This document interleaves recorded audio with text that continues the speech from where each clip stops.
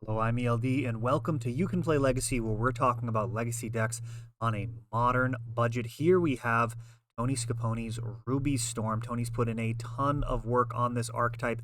This is a text version, and we also have a full visual spoiler for you to take a look at here. Feel free to pause, but we're going to talk about every card in this list. They've all been thought out very carefully by Tony, who's tried just about every combination there is to play. There are blue red, blue black. I mean, you name it. He has tried all sorts of options and varying degrees of success. Generally, it ends up being pretty good. But this is the original running Ruby Medallion, so we're calling it Ruby Storm. Of course, the Epic Gamble is the name that he's playing now, and it's mostly about using Gamble with Lion's Eye Diamond and Echo of Aeons, but this is a mono red deck, which makes it very budget friendly, coming in at less than $1,000, cheaper than many quality modern decks, but it does unbelievably busted stuff, largely thanks to Ruby Medallion and the storm spells in this list, like Galvanic Relay. Now, Relay is a little bit slower in a sense in that you have to wait a turn, but a lot of the time decks are not going to be able to do anything with that turn, and that overwhelming card advantage that you receive on the following turn will absolutely bury your opponent. Occasionally, you'll whiff on that turn as well, only hitting a ton of spells in another relay, and then it just gets even more ridiculous for the following turn. And I mean, it's pretty much inevitable once you start going off. The tougher matchups for this will be decks that can actually just kill you in the small opening that you sometimes have to give by passing the turn. So this deck is looking to do things very fast. So we're going to be looking at mana acceleration from pretty much like half the deck. We've got Ancient Tomb and the one expensive card in the list, City of Traitors. Now, if you're not ready to take the plunge on this reserve list card, probably just run a mountain in its place. It's fine. The Ancient Tombs do a ton of work, and City of Traitors is sometimes underwhelming in the list, but overall it's probably correct to run at least one City of Traitors in the deck, and Tony has settled on exactly one copy along with those Ancient Tombs to give you that acceleration, particularly for the first turn Ruby Medallion, where you can commit a medallion on the first turn and then potentially just win with overwhelming advantage on the following turn. We've got a ton of basic mountains, making the deck pretty resilient in the face of hate, and also some Shatterskull Smashings. This can answer creatures, but for the most part, we're just playing it on the other side here as a red source. That lightning bolts you. It's really not that big a deal. You're trying to win very quickly, but on occasion, you do need to answer a hate bear, and Shatterskull Smashing is totally capable of doing that while also functioning as a mana source. You also have Fiery Islet for a little bit of utility. You can go ahead and cycle this away to draw a card if need be, but otherwise it's just going to tap for red with a minimal drawback. Lotus Petal is one of the best accelerants ever in the game. Not quite Black Lotus level, but man, it is very powerful, and it's the type of card that you are very happy to see in this type of list, adding Storm while also increasing your mana and allowing you to do really busted things. Ruby Medallion makes cards like Desperate Ritual actually playable in this list. It ends up being a dark ritual, so take one off of this mana cost, and it's a really good card. Of course, when you're paying 2 for it, much less exciting. It's only running a couple copies of this, so you're not really going to be splicing onto Arcane. This is really just to generate some extra mana in Storm, as is Rite of Flame. Notable, only 3 copies in the main deck. You're not typically getting all 4 of them anyways, and you're just kind of adding Storm and building up toward a bunch of uncounterable plays. Either you're going to have multiple things and they can only stop so many of them, or you're going to end up resolving a relay and just completely burying your opponent's Seething Song. And Jeska's Will, also incredible mana acceleration. Jeska's Will, not at its best in this particular build. You're not reloading your opponent's hand with Wheel of Fortune effects very much, but this can either kind of bury your opponent in card advantage by exiling the top 3 cards, or you can generate a ton of mana. So this versatility of this card is actually incredibly strong, and if you have a Ruby Medallion or 2 out, then this card just becomes unreasonably good. Manamorphose, again, this card becomes unbelievably good with a Ruby Medallion. Normally, paying 2 mana to get 2 of any color and draw a card means it's kind of like free card drawing. But if you've got a Ruby Medallion out, now this is actually netting you mana while drawing a card and adding to Storm. Just perfect for the deck, despite being mono red and not really caring about filtering colors as much as other builds. You're just so happy that this card only costs 1 the majority of the time that you're casting it. Reckless Impulse, again, exiling the top 2 cards of your library. Reducing by 1 is one way to think about it, but you're really cutting the cost in half. I mean, you're just paying 1 mana for this effect, which is so strong, and these cards just bury your opponent just incrementally. Like, what are they going to do? Force a Will It? That's a 2-for-1 in there. They're down a card. If they let it resolve, they're probably down a card. So absolutely just chip away at your opponent. Sometimes you just kill them in one shot or just go completely bananas.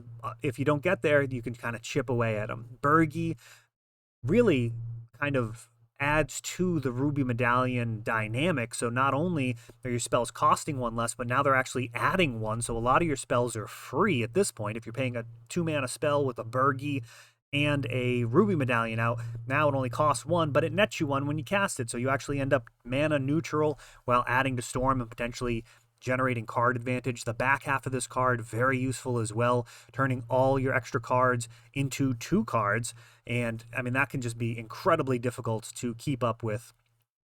Bonus round, a totally busted effect, very fun. You get to play with a whole bunch of copies of this in this deck until end of turn. Whenever a player casts an instant or sorcery, that player copies it, and that just gets totally out of hand. You resolve bonus round, and you're just off to the races. You can get multiple bonus rounds going, and it gets comical. You're just spiraling out of control and doing some of the most busted stuff that you can actually do in Legacy. Past in Flames lets you redo it all again from the graveyard, an incredibly powerful effect, very similar to Yawgmoth's Will in Vintage, and the fact that it has flashback makes it even more unbelievable. This card fits in perfectly, copy in the main, copy in the sideboard, that you'll often find with Burning Wish. Now, you might have noticed we didn't see any win conditions yet. That's because you're going to be resolving Burning Wish or Wish to actually win the game. You're going to have to get that out of your sideboard and actually end the game that way. You can do a lot of cool stuff, but just not actually kill your opponent until you actually resolve one of those cards. Most common way, now that we're into the sideboard, is going to be Grapeshot. Pull up the sideboard over here. Grapeshot is a little bit less efficient than Tendrils of Agony, but this deck plays so many spells, you're potentially fine. It's probably not embarrassing to run a Tendrils in the sideboard. You do have Lotus Petal and Manamorphose that can potentially filter for the black, but Tony doesn't seem to think that's necessary here, and I will certainly trust his judgment there. You have Empty the Warrens as another Storm spell that can potentially just be a game winner. Early enough, you could potentially just play a bunch of spells, empty the Warrens, get out 10, 12, 14 goblins, and just ride that to victory if you do it fast enough. The later in the game you go, the less exciting that is. Your opponent could potentially have access to sweepers or just giving them enough time to find it. But overall, Empty the Warrens, a quality finisher, and Banefire, not what I'd call a quality finisher, but in this deck it can do the job. It is certainly mana intensive. It's going to do X damage to any target. This can be used to remove creatures or players, whatever is kind of giving you a hard time. Just go ahead and sink more than 5 mana in there, and it can't be countered or prevented either. Galvanic Relay, one of the more commonly wished for cards in this sideboard. You're going to be able to Burning Wish and grab that if you don't have lethal, which, because you're not running Tendrils, you often may need to grab a Galvanic Relay and just set up an absolutely ridiculous following turn. Fiery Confluence, often you're going to need to answer some types of artifacts or hate bears, and this card can do the job. Just a flexible slot here. Past in Flames, again, we talked about how that can just allow you to replay everything from your graveyard and bury your opponent with just an absolute ridiculous amount of card advantage. And Reforge the Soul here. I mean, you don't get to run Wheel of Fortune in Legacy, but you kind of do. I mean, you're not going to miracle this because you're wishing for it, but the fact that you're able to discard your hand, draw 7, your opponent does as well, but hopefully they won't get to make good use of those cards. This is a incredible amount of synergy with the Horn. Birgi's backside is now those 7 cards can turn into 14 cards, and it really doesn't matter usually what your opponent's drawn at that point. They're probably not going to keep up with 14 live ones. Rite of Flame can turn those Burning Wishes into a kind of non-business card, just kind of acceleration. If you've got multiple copies, you can go ahead and turn it into a Rite of Flame and make sure that you can keep up and actually resolve a card that's going to win for you. Leyline of the Void, a sideboard option. He's running 3 copies. I'm not actually ever a fan of that, but it is one of those things that you do see sometimes. If you're not going to be able to mull into Leyline. It tends to feel pretty bad to have it in the deck, though this deck can actually cast it thanks to Manamorphose. It's just generally not going to be super exciting. This deck does need to keep hands that'll actually work, so there is that. You can't really just keep on the back of... you can't really mull into a Leyline and not have a keepable hand aside from that. It's not like, say, a Delver strategy where you could be fine with, like, land, Delver, Leyline on 3 and just be like, oh, hopefully they can't beat a Leyline and the Delver will get there. These cards don't really work on their own, so you do need, like, a handful of, cards that work together, so you're not going to be able to mull necessarily as aggressively to find a Leyline. Engineered Explosives, a good answer to things like Deafening Silence. And note that this is a monocolor deck, but it can actually produce multiple colors for Sunburst. And Blast Zone, a great answer. This card does a lot of work. I've played a bit of Ruby Storm in the Epic Gamble, where Blast Zone has been just an excellent, high-quality answer, just really difficult to stop.